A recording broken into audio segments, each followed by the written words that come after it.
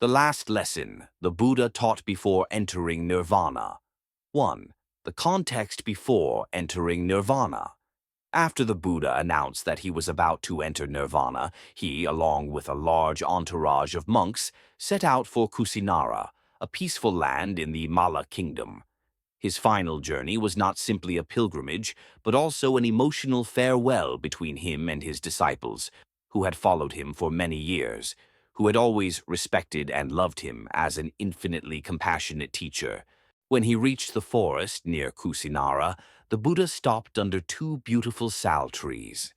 The forest was cool and peaceful, with tall sal branches providing cool shade, and clusters of colorful flowers blooming, giving off a fragrant aroma. The sal flowers gently fell down, as if to welcome the great master for the last time. This was the place where the Buddha would rest before entering nirvana. He asked the venerable Ananda, his faithful attendant, to arrange his robes into a bed on a flat rock under the tree. Ananda, filled with emotion and regret, did as the Buddha said. The Buddha lay down, leaning on his right side, with his head turned to the north and his face to the west. This posture, called the lion's reclining posture, Suhaseya, is an expression of serenity, purity, and stability, symbolizing complete liberation from the cycle of birth and death. The monks gathered around him, sitting in absolute silence, as if immersed in a state of deep meditation. Each person carried a silent sadness in their hearts because they knew that the time of separation was near. The Buddha, with boundless compassion, used his last words to remind and instruct the monks about the impermanent nature of all conditioned things, the things he had taught throughout his life. He said, "Bhikkhus, I remind and instruct you like this. All conditioned things are uncertain, not lasting. All conditioned things, whether gross or subtle, are subject to impermanence, decay, and change." These last words were not only a reminder of the brevity and change of life, but also a strong call to his disciples to continue the path of practice that he had taught.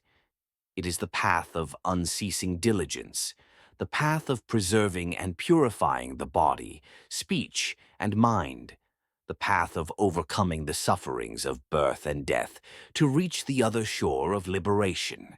In that sacred atmosphere, some monks, still bound by human emotions, could not restrain their sadness and regret for the master.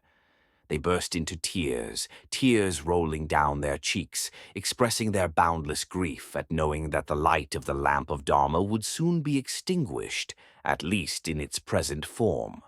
Understanding their feelings, the world-honored one added kindly, "Bhikkhus, it seems that you think that when the Tathagata passes away, there will be no one left to teach you. That is not so." He continued to reassure them that the Dharma and Vinaya that he had taught throughout his life were their teachers, the source of light that would guide them on the path to liberation. "Bhikkhus, the Dhamma and Vinaya are very complete. The Tathagata has already taught them to you. The Patimokkha for monks and nuns, the Tathagata has already taught in detail in the Ubhatavibhanga. The cause of sin and the cause of innocence, the Tathagata has also explained in detail and clearly. The teachings of the Buddha are not only a guide for the present life, but also a compass for future generations, ensuring that the path of enlightenment that he opened will continue to be maintained and spread." Hearing these words, the Bhikkhu Sangha no longer felt fear or regret, but instead had a firm faith in the Dhamma and Vinaya, in the path that they had chosen and would continue to pursue. This is how the Buddha prepared them to face his passing, peacefully and with wisdom. 2. The Buddha's last sermon. When the Buddha was seated under the sal tree, in the silence of the forest, he began to preach his last sermon, which would later become the final instructions for the monks and all those who followed the path he had opened. With boundless compassion, the Buddha did not simply remind, but also wanted to convey the most essential truths, the lessons he had taught throughout his life, one last time before he entered nirvana. He begins with a reminder of the impermanence of all conditioned things. Bhikkhus, thus do I remind and admonish you. All conditioned things are uncertain, unstable. All conditioned things, whether gross or subtle, are subject to impermanence, change, and decay. With these words, the Blessed One affirms the truth that everything in this universe, whether material or spiritual, whether great or small, cannot escape change and decay. He continues to explain in more depth the three types of conditioned things, helping the bhikkhus to understand more clearly their nature and the consequences they bring. First, the Blessed One speaks of wholesome things, punapi sankhara, actions and thoughts that produce good results. He explained that wholesome actions are meaningful actions that help practitioners accumulate merit, leading to rebirth in good realms such as the human realm or the desire realm heavens. Those who practice wholesome actions can achieve peace of mind and body, less illness, and less suffering. However, the Buddha also warned that even wholesome actions, although they bring good results, cannot last forever. Merit will eventually run out, and one will have to face change and decay. Second, the Buddha spoke about unwholesome dharmas, apunapi sankhara, actions and thoughts that lead to bad results. He emphasized that unwholesome dharmas are the causes of suffering, creating physical and mental suffering, and the four evil realms of hell, hungry ghosts, animals, and asuras. Evil actions and unwholesome thoughts will lead people to lower realms, full of suffering and unhappiness. Therefore, he advised the monks to be careful, to guard their body, speech, and mind, to avoid falling into evil actions so as not to suffer painful results in the future. Third, the Blessed One spoke of the excellent wholesome states, Ananjabi Sankara, also known as neutral states, actions and thoughts that lead to calmness and non-agitation, but do not bring about the result of complete liberation.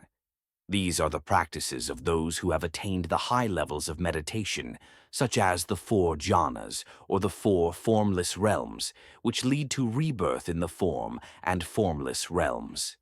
The Blessed One explained that although the lifespan in these realms is very long, and practitioners can experience ultimate bliss when the merit of meditation is exhausted, they still face downfall and remain within the cycle of birth and death. After classifying the conditioned states, the Blessed One emphasized the importance of diligence in practice. He said, "So, monks, be diligent in mindfulness, do not forget. Do not be negligent, do not be lazy. Birth and death are great matters. Train your body, speech, and mind to be pure. Make the four immeasurables full. Go to the other shore. Do not be resigned to the suffering of birth and death anymore." These words are not only a reminder of the need for constant practice, but also a call for disciples to persevere on the path of liberation, not allowing any temptation or laziness to shake their minds. He encouraged them to develop the four immeasurables: loving kindness, compassion, sympathetic joy, and equanimity, not only to attain peace for themselves, but also to spread compassion to all living beings. While he was preaching, some monks, with their ordinary minds, could not restrain their sorrow and regret. They wept and mourned, knowing that these were the last teachings they would hear directly from the Buddha. Seeing this, the Buddha compassionately said, "Monks, it seems that you think that when the Buddha passes away, there will be no one left to teach you. That is not so." He continued to reassure them that the Dharma and Vinaya that he had taught throughout his life would continue to be the guiding light for them. "Monks, the Dharma and Vinaya are very complete. The Buddha has already taught them. The paramita for monks and nuns, the Buddha has already taught thoroughly in the twofold discrimination. The Buddha has also explained in detail and clearly the causes of sin and the causes of innocence." He emphasized that, although he would soon pass away, the Dharma and Vinaya would always be present as their teacher, as a source of energy and wisdom on which they could rely. This was his final affirmation, helping the monks feel secure and continue on their path of practice without fear or regret. 3. The Buddha prophesies about what will happen. The Buddha continues to remind about the times of the Tripitaka Council that will take place after his death. He predicts that Mahakassapa, a monk full of virtue and wisdom, will stand up to organize the first Tripitaka Council, to reproclaim the Dharma and Vinaya in a complete and clear manner.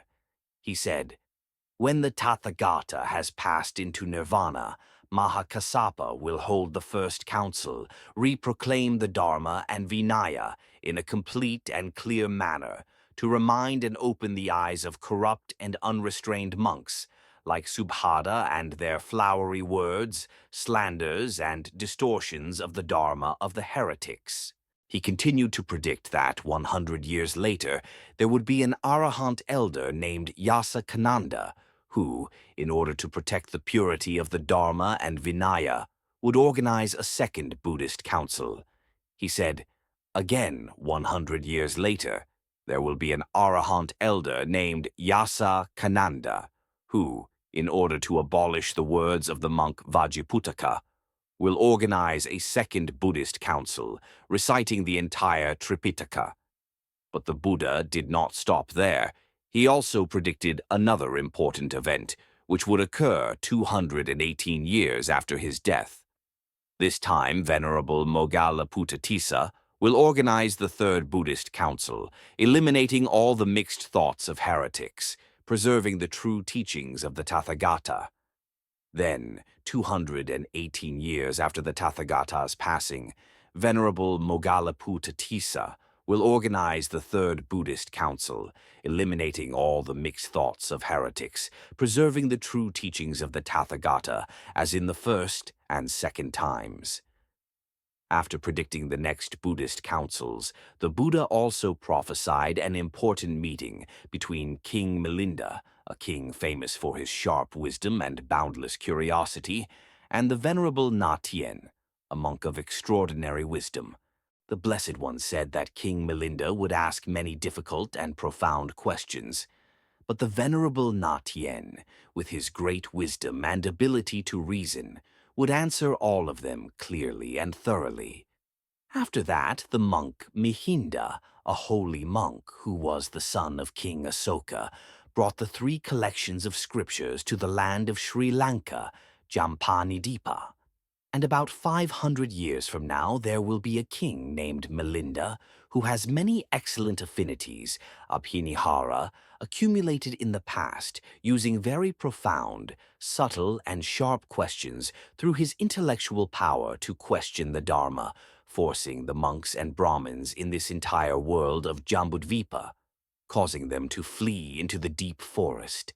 He described this dialogue as a great river, flowing without stopping, with questions pouring in from King Milinda. But like the vast ocean, the wisdom of the great monk Na Tien received and dissolved all those questions calmly and firmly. It is said that the water of the 5 great rivers of India flows into the sea in the same quantity, and the questions of King Milinda flowed continuously and without stopping. However, the water of the 5 great rivers reaching the sea lies still in the sea, dissolves in the sea, is absorbed and contained by the sea calmly as if there were no problem to worry about. Likewise, the ocean is likened to the extraordinary, immeasurable wisdom of the great monk Na Tien. Therefore, no matter how difficult, how trap-setting, how profound, how subtle the questions of King Milinda, Na Tien is ready to answer clearly, concisely in many different ways. The Buddha also emphasized that this dialogue was not simply a question and answer session, but it contained profound philosophies, sublime thoughts, and mysterious meanings, contributing greatly to the preservation and transmission of the Dharma. Indeed, the question and answer session of 2 virtuous people was filled with truth, philosophy, thoughts, and mysterious meanings, capable of connecting the lamp of the Dharma in the midst of the world of confusion and delusion. The clear and concise debate and reasoning of the two of them had extraordinary appeal, causing listeners and readers to give rise to unprecedented joy. Thus, the Buddha's final advice was not only a guide to complying with the Dharma and the Vinaya, but also a prophecy about the future of Buddhism, about the compilation of the Tripitaka, and the wise dialogues aiming to maintain the purity and longevity of the Dharma. His teachings, though brief, contain endless values, are a source of inspiration and guidance for the Bhikkhu Sangha and all those who practice and follow the path he opened, whether he has passed away or still lives forever in the hearts of Buddhists. Thank you for taking the time to watch this video. Hope the above sharing has brought you useful values. Don't forget to like and subscribe to the channel so you don't miss the next content. See you in the next video. Wishing you peace and happiness.